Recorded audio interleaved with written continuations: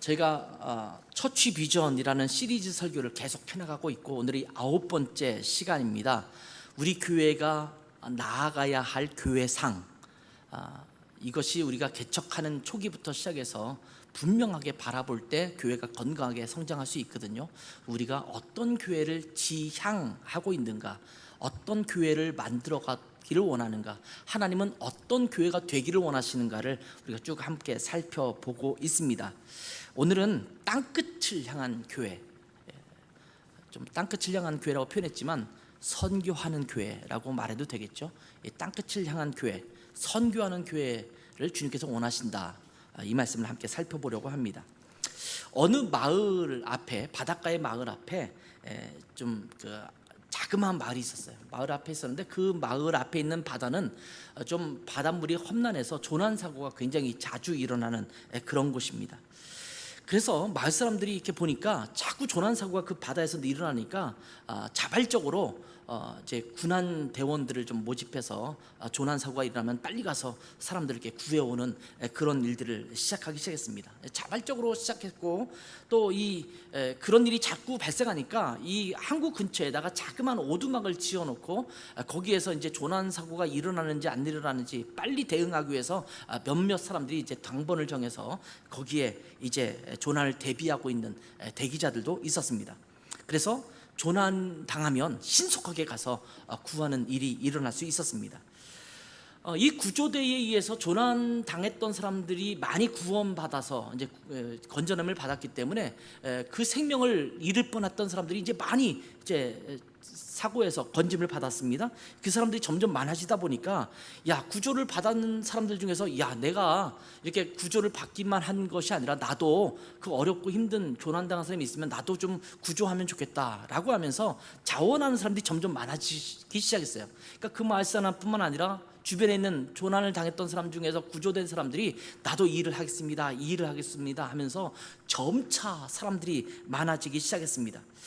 그러다 보니까 오두막 조그만 집에서 시작했는데 사람들이 많아지니 이 오두막이 비좁을 수밖에 없었겠죠. 그래서 이 오두막을 헐고 더 크고 멋진 시설의 새로운 구조대를 만들었습니다. 멋진 구조대 이름도 갖다 붙였습니다.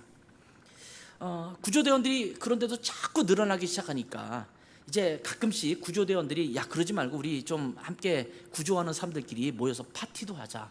그래서 어느 날은 이제 모아서 삼겹살도 구워 먹고 파티도 하고 이런 일이 시작되기 시작했고, 사람들이 점점 많아지니까 이러지 말고 효율적으로 관리하기 위해서는 좀 조직이 필요하지 않겠는가 라고 해서 조직도 만들고 회장도 뽑고 또 각 부서별로 만들어서 이제 저 신속하게 또 명확하게 잘 대응하기 위한 어떤 조직들을 만들기 시작했습니다. 그리고 이제는 그냥 중구난방으로 구조하지 말고 좀 더 효율적으로 구조해야 되니까 우리 구조 훈련도 좀 받자. 그래서 훈련 프로그램 만들고 거기에 이제 훈련하는 사람도 많아지기 시작했습니다.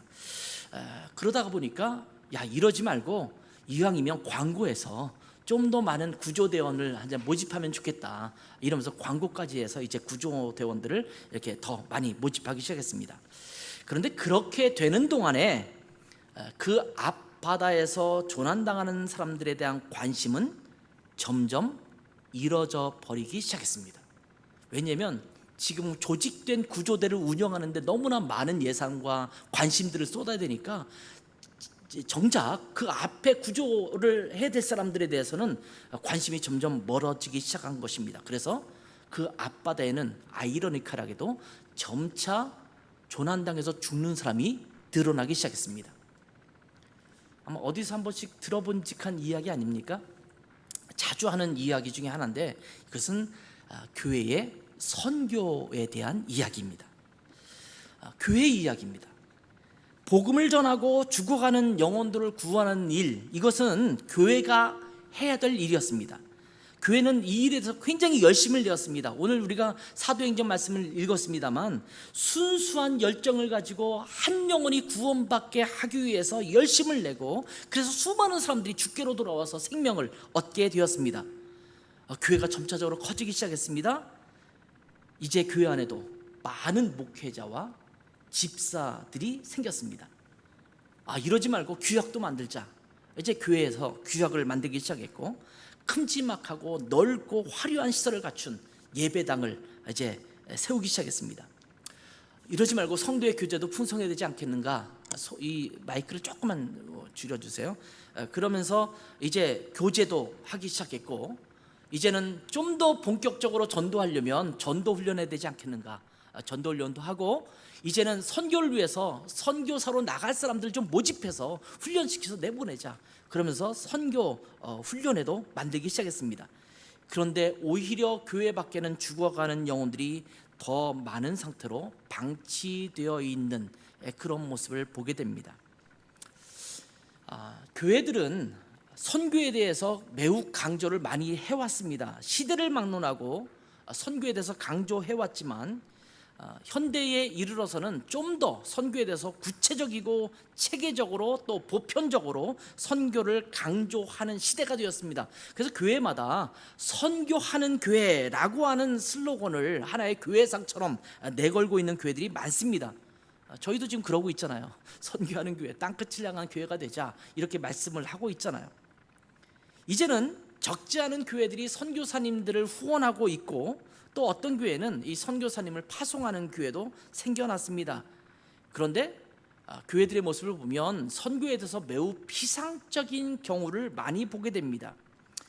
흔히들 선교하는 교회가 어떤 교회냐라고 말하면 몇 명의 선교사를 후원하고, 또 어떤 교회는 몇 명의 선교사를 파송하기도 하고, 어떤 경우는 조금 더 관심을 갖는다면 선교지에 가서 단기 선교도 참여하면서 또 선교 활동을 하기도 합니다.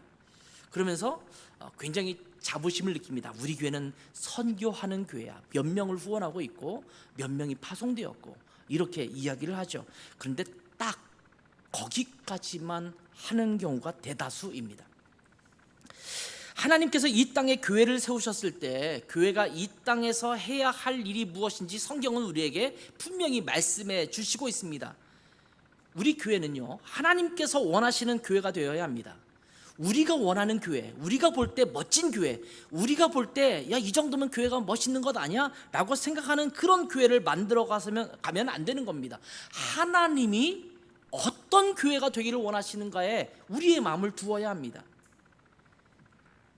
근데 하나님께서 교회에게 원하는 가장 중요한 사명이 있다면 그것은 바로 선교하는 것입니다.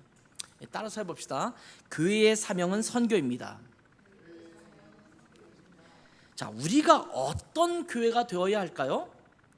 선교하는 교회가 되어야 합니다. 선교하지 않는 교회는 교회라고 할 수 없습니다. 왜냐하면 하나님께서 교회를 세우신 매우 중요한 목적 중에 하나가 선교이기 때문입니다. 사람이 죽으면서 마지막 남기는 말을 유언이라고 이야기를 하죠. 그런데 예수님께서 십자가에서 죽으시고 부활하신 이후에 다시 하늘로 올라가시기 전에 제자들을 모아놓고 성도들을 모아놓고 마지막으로 남긴 말씀이 무엇일까요? 그 말씀은 선교하라 라는 말씀입니다. 예수님의 생애를 기록하고 있는 사복음서의 마지막 내용은 어떤 내용으로 기록되어 있냐면 선교하라는 말씀이에요. 복음을 전하라는 말씀이에요. 한번 살펴볼까요? 마가복음의 마지막 장은 몇 장일까요? 16장이죠. 빠르게 나왔으니까 눈치 있는 분은 금방 읽겠네요. 마가복음 16장이 마지막 장입니다. 마가복음 16장 15절 같이 한번 읽어보겠습니다. 시작. 또 이르시되 너희는 온 천하에 다니며 만민에게 복음을 전파하라. 자, 예수님께서 마지막 하셨던 말씀을 마가복음 맨 마지막에 기록하고 있는데 온 천하에 다니며 만민에게 복음을 전하라고 말씀합니다. 자, 예루살렘에 또는 이스라엘에 복음을 전하라 이렇게 말씀하는 것이 아니라 온 천하의 만민에게 전하라고 말씀하고 있어요. 자, 누가복음의 마지막 장은 24장입니다. 누가복음 마지막 장 24장 46절부터 48절을 제가 읽겠습니다. 또 이르시되 이같이 그리스도가 고난을 받고 제3일에 죽은 자 가운데서 살아날 것과 또 그의 이름으로 죄사함을 받게 하는 회개가 예루살렘에서 시작하여 모든 족속에게 전파될 것이 기록되었으니 너희는 이 모든 일의 증인이라. 자, 이 복음이 모든 족속에게 전해져야 되는데 너희가 그 일을 해야 된다 이렇게 말씀을 하고 있죠. 자, 요한복음의 마지막 장은 몇 장일까요? 20장이 아니라 21장입니다.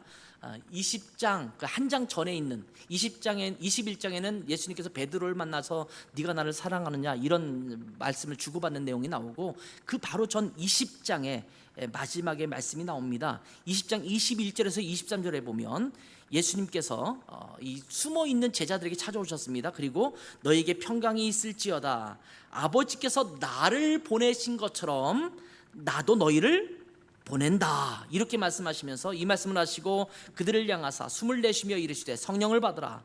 너희가 누구의 죄든지 사하면 사하여질 것이요 누구의 죄든지 그대로 두면 그대로 있으리라 하시니라.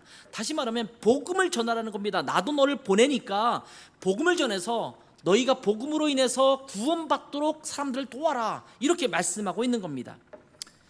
이 복음 전도, 선교에 대한 말씀을 마지막에 다 하시고 있잖아요. 가장 유명한 말씀이 마태복음 28장 19절 20절 말씀입니다. 같이 한번 읽겠습니다. 시작.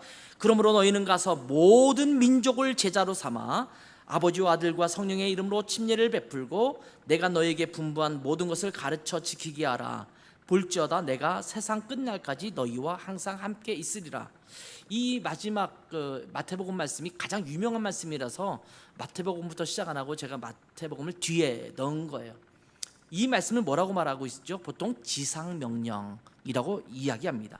The Great Commission이라고 말하죠.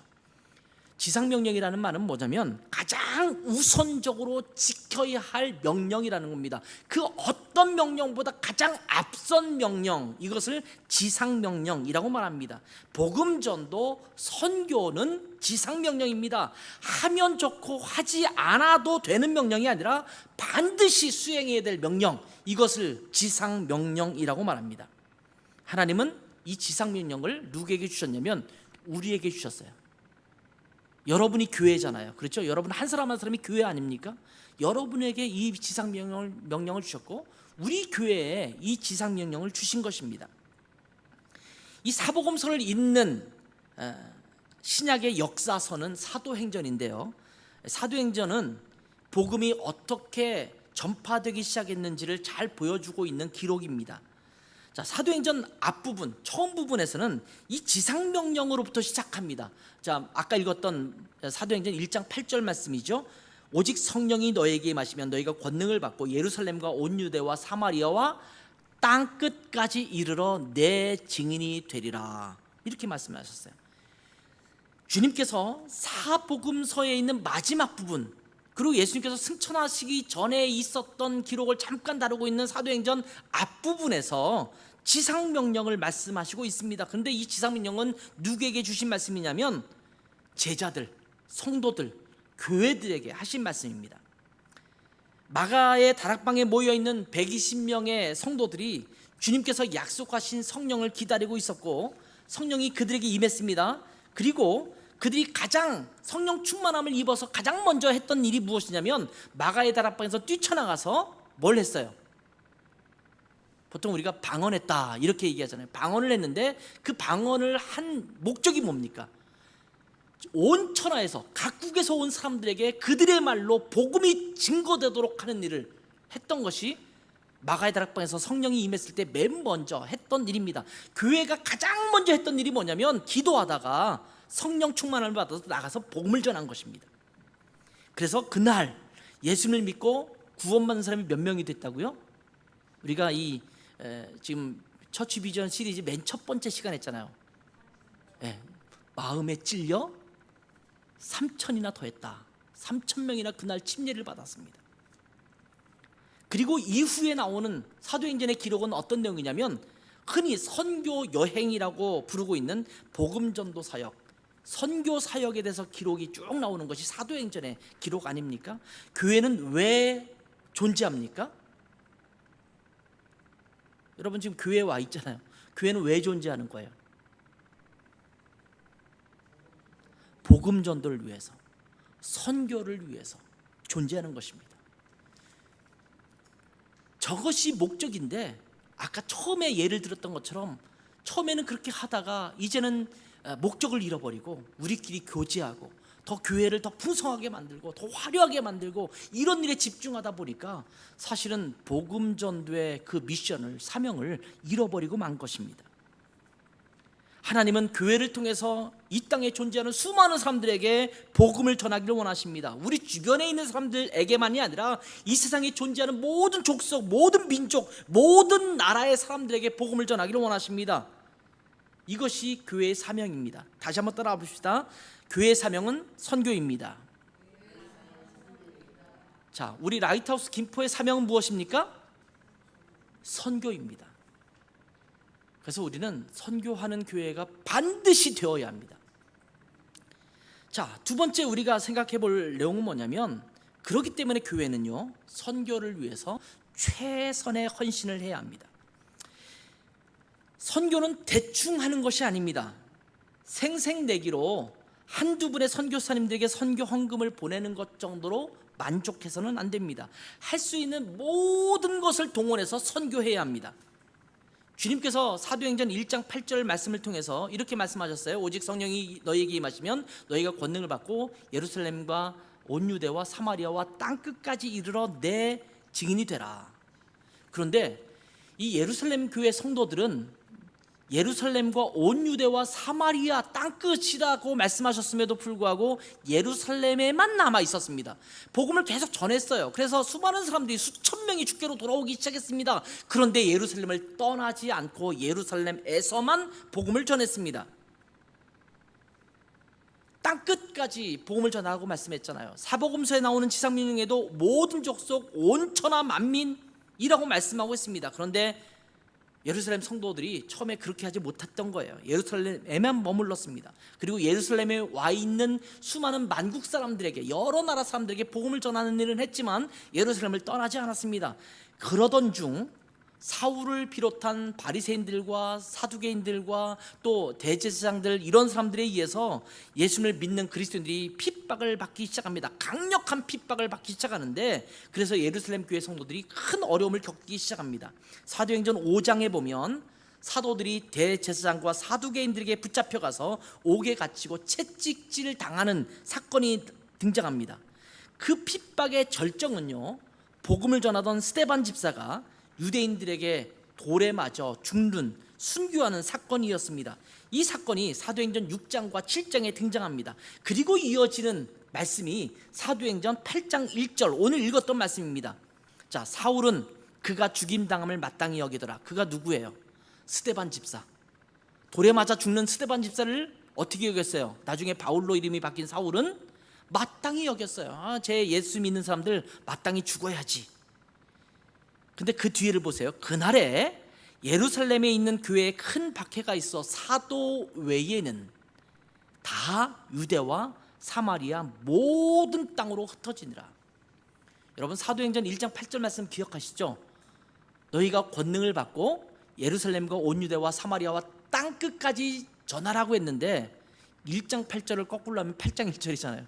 8장 1절에 가니까 그제서야 모든 땅으로 흩어지는 일이 발생합니다. 박해를 받아서. 그리고 마치 들불 번지듯이 복음이 증거되기 시작합니다. 8장 4절에 보면 그 흩어진 사람들이 무엇을 했어요? 두루다니며 복음의 말씀을 전했다, 이렇게 기록하고 있어요. 예루살렘에서만 증거되던 복음이 이제 모든 땅으로 흩어져서 사람들이 가는 곳마다 복음을 전하기 시작한 것입니다. 그래서 마치 들불이 번지듯이 예루살렘만이 아니라 유대와 사마리아와 땅끝까지 복음이 전파되기 시작합니다. 자, 빌립 집사는 에디오피아 궁중 대신인 네시에게 복음을 전합니다. 사도행 8장에 계속 이어져 나오는 내용입니다. 또 사도행전 10장에 가면 베드로가 이탈리아의 백부장인 고넬료에게 복음을 전하는 사건이 등장합니다. 그래서 그 고넬료의 집에 있는 많은 이방인들, 이 사람들은 로마 사람 아닙니까? 로마 사람과 이방인들이 예수님을 믿고 침례받고 구원받는 역사가 일어납니다. 구체적인 선교의 역사가 계속해서 나타나고 있는 모습을 보게 됩니다. 그 이후에 있는 기록을 보면 예루살렘 교회를 비롯해서 계속적으로 세워지는 교회마다 복음 전하는 일에, 선교하는 일에 물심양면으로 최선을 다하고 있는 모습을 사도행전을 통해서 살펴볼 수가 있습니다. 이것이 신약 성경에 기록된 교회의 모습입니다. 교회는 늘 선교하는 공동체였습니다. 이것이 교회예요. 그런데 이 복음의 야성을 가진 이 공동체가 사라지고 있어요. 선교는 교회의 지극히 작은 한 부분처럼 취급받는 시대가 되었습니다. 여러분, 우리 라이트하우스 김포교회는요, 최선을 다해서 선교하는 교회가 되어야 될 줄 믿습니다. 지금 우리 교회가 후원하는 선교사님이 한 분 계시죠? 독일 드레센의 이수영 선교사님, 성현정 선교사님, 이 가정을 저희가 한 분을 후원하고 있습니다. 저희가 개척한 지 1년 조금 넘었는데 개척해서 얼마 안 돼서 저희가 한 분의 선교사님에게 매달 선교 헌금을 보내면서 또 기도하면서 후원하고 있습니다. 많은 개척교회들이 재정적으로 어렵기 때문에 선교사님을 후원하는 게 어렵다, 이렇게 이야기합니다. 근데 지금 저는 개척교회 목사님들에게 자주 하는 얘기 중에 하나가, 개척하자마자 선교 후원을 시작해라, 선교에 참여하기 시작하라, 이렇게 말씀을 하고 있어요. 아마 이번 주 중에 우리 교단의 침례신문에도 제가 칼럼을 이제 한 달에 한두 번 정도 계속 칼럼이 나가고 있는데, 아마 이번에 나오는 칼럼이 이 내용일 거예요. 개척 시작할 때부터 교회가 작다고 핑계대지 말고 후원해라, 이 말씀을 지금 하고 있는 거거든요. 어느 정도 성장하면 내가 선교에 참여하겠다, 이렇게 말씀하신 분들이 많습니다. 그런데 여러분, 그러한 생각은 틀린 생각입니다. 우리 교회가 아직 개척교회인데 지금 선교사님 한 분 후원하는 것도 뭐 적지 않은데 또 한 분을 선교해? 또 다른 분을 또 후원해? 아마 이렇게 생각할지도 모르겠어요. 근데 여러분, 개척교회도 선교를 후원하고 참여하는 일에 제외될 수가 없습니다. 다른 것을 줄여서라도 선교에 함께 참여해야 합니다. 많은 교회들이 건물 구입과 유지와 같은 그런 것들에 많은 재정을 들이게 됩니다. 여러분, 교회 건물이나 관리는요, 우리 교회의 우선순위가 아닙니다. 저희가 지금 공유교회 예배실을 드리고 있잖아요. 저는 너무 감사해요. 여기에 쓸데없는 재정이나 쓸데없는 노력을 기울이지 않는 게 얼마나 감사해요. 저희가 이제 8월 달부터는 일산에 있는 예배 장소로 옮겨서 또 예배를 드리게 되는데, 거기도 공유교회예요. 다행히 저희보다 앞서서 드리는 예배 드리겠다는 교회는 아직은 없어요. 제가 속마음으로는 우리 앞에 예배 드리는 교회가 안 생겼으면 좋겠다, 이렇게 생각하지만 아무튼 그 공유교회잖아요. 넉넉하게, 지금보다 시간 넉넉하게 쓰고 오전에 예배 드릴 수 있어서 저희가 그쪽으로 옮기게 되는데, 거기도 참 감사한 게 모든 시설이 다 갖춰져 있잖아요. 저희가 지금 카메라, 저희 교회 카메라로 하나 가지고 지금 이렇게 하고 있지만, 거기는 무려 5개의 카메라가 돌고 있어요. 그래서 뭐 이렇게 영상도 더 많이 잘 촬영할 수 있도록 시스템이 잘 갖춰져 있는 장소에서 예배를 이제 드리기 시작해요. 저희 돈 하나도 안 드리고 이렇게 쓸 수 있다는 게 얼마나 감사해요. 그 돈이 그것에 쓰여지기보다는 어디에 쓰여지면 좋을까요? 선교하는 일에. 그러니까 긍휼 사역이라고 말하는데, 어렵고 힘든 사람을 돕는 일에, 이 길에 더 많이 써야 될 줄 믿습니다. 지금처럼 우리만의 공간이 없이 예배 시간과 모임 시간만 사용하는 장소를 사용하더라도 오히려 선교에 더 많은 물질을 드려야 될 줄 믿습니다.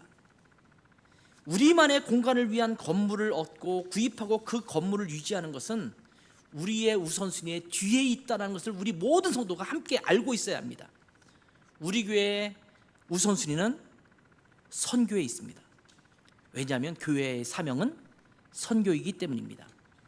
선교와 관련된 일에 먼저 우선적으로 헌신하는 우리 교회가 되기를 소망합니다. 우리 라이트하우스 무브먼트에서 개척하는 모든 교회들은 이 일에 함께 마음을 같이 하고 있어요. 그래서 대부분의 교회가 다 빌려 쓰는 교회예요. 카페를 빌려 쓰거나 아니면 이런 주일날 잠깐 쓸 수 있는, 모임할 때만 잠깐 쓸 수 있는 공간들을 갖고 있어요. 일부러들 그렇게 해요. 왜냐하면 거기에 쓸데없는 재정을 들이지 말고 차라리 선교하고 궁율 사역에 함께 쓰자라는 것이 우리 라이트하우스 교회들의 마음이거든요. 저는 우리 교회도 그렇게 계속 나아가야 될 줄 믿습니다. 마지막으로 우리 교회는 언제까지나 선교하는 교회가 되어야 합니다. 이 언제까지냐라는 것은 뭐냐면 선교의 끝은 없다라는 말씀입니다. 이만하면 됐지라고 생각하는 끝이 없습니다. 주님께서 오시는 날까지 선교는 우리 교회의 변함없는 사명입니다. 따라서 합시다. 끝까지 선교하는 교회가 됩시다. 예루살렘 교회에 온갖 핍박이 가해지고 뿔뿔이 흩어져 복음을 전하게 됨으로 인해서 맺어진 열매 중에 하나가 뭐냐면 안디옥 교회입니다. 자, 오늘 읽었던 본문 중에 사도행전 13장의 말씀은 안디옥 교회에서 있었던 사건을 소개하고 있는데요, 사람들이 흩어져서 복음을 전하자 그 결과로 생겨난 첫 번째 교회, 예루살렘 교회가 아닌 또 다른 교회가 안디옥 교회거든요. 이 이방 지역에 세워진 최초의 교회이면서 최초로 공식적으로 이방 지역에 선교사를 파송했던 그런 교회입니다. 그래서 안디옥 교회는 선교적 교회의 대명사처럼 불리는 교회입니다. 그래서 보통 교회 이름을 안디옥 교회라고 불리는 교회도 많은데 그런 교회의 대부분은 선교하겠다 이런 마음을 갖고 있는 교회들이 많습니다. 오늘 본문 중에 13장 1절부터 3절에 있는 내용을 보면 안디옥 교회는요 매우 다양한 인종이 함께하는 교회입니다. 1절에 보면 안디옥 교회에는 여러 그 리더급들이 이름이 소개되고 있어요. 여기 보면 이 바나바, 니게르라고 하는 시몬, 니게르라고 표현되는데, 여러분 우리가 영어에 니그로라는 표현이 있잖아요. 니그로라는 말과 니게르라는 말은 같은 말이에요. 그러니까 이분은 아마 흑인이었을 겁니다. 또 구레네 사람 루기오가 있습니다. 북아프리카에 있는 사람이에요. 또 분봉한 헤롯의 젖동생 마나연과 및 사울, 여기 보면 유대인도 있고 헬라 사람도 있고 아프리카 사람도 있고 굉장히 다양한, 그 이름만 봐도 굉장히 다양한 지역의 사람이 모여 있다는 것을 보게 되죠. 요즘으로 말하면 이 안디옥 교회는 인터내셔널 처치예요. 국제교회입니다. 그렇게 다양한 인종이 모인 교회인데 2절과 3절에 있는 내용을 보면 이들은 성령의 인도하심을 따라서 두 사람을 세우는데 누구예요? 바나바와 사울을 세워서 두 사람에게 안수해서 선교사로 파송합니다. 자, 주를 섬겨 금식할 때에 성령이 이르시되 내가 불러 시키는 일, 이게 선교입니다. 선교를 위해서 바나바와 사울을 따로 세우라 하시니 이에 금식하며 기도하고 두 사람에게 안수해서 보냈다, 이렇게 말씀합니다. 이 4절 이후에 보면 이 두 사람은 어디로 가냐면 지금의 터키 그리고 그리스 지역으로 가서 여러 나라를 돌면서 선교 사역을 하게 되는 것을 보게 됩니다. 이 바나바와 사울은요 안디옥 교회에 있어서 가장 중심적인 인물입니다. 오늘날로 말하면 담임 목사예요. 어쩌면 공동 담임 목사 같은 분이 이 바나바와 사울입니다. 그런데 이 안디옥 교회는 가장 중요한 인물을 안수해서 선교사로 보냅니다. 이 말이 무엇을 의미하는 말일까요? 안디옥 교회에 있어서 가장 중요한 사역은 선교하는 일이었다. 그리고 안디옥 교회가 언제까지나 해야 할 중요한 사역은 선교라는 것을 보여주고 있는 내용입니다. 여러분, 우리 라이트하우스 김포교회는요 언제까지나 선교하는 교회가 되어야 합니다. 선교도 하는 교회가 아니라 선교하는 교회가 되어야 합니다. 교회에서 성도들을 양육하고 그리스도의 일꾼으로 세우는 일, 이건 정말 중요한 사역이죠. 그래서 저희가 계속 지금 1:1 양육하고 있지 않습니까? 1:1 양육을 계속해서 그분들이 하나님의 사람으로 잘 세워지는 것은 정말 중요한 일입니다. 그런데 거기서 끝나면 안 됩니다. 성도들을 왜 양육하고 일꾼으로 세우게 됩니까? 궁극적으로는 선교하기 위해서입니다. 이제 우리 교회는요 선교하는 교회로 더 성장해 가야 합니다. 저는 우리 교회가 속히 2호 후원 선교사가 생겼으면 좋겠어요. 우리의 다른 것들을 좀 줄이더라도 또 다른 가정을 후원하고 그 다음에 또 다른 가정을 후원하고, 할 수 있다면 빠른 시간 안에 우리 교회가 파송 선교사도 내보냈으면 좋겠다는 생각이 들어요.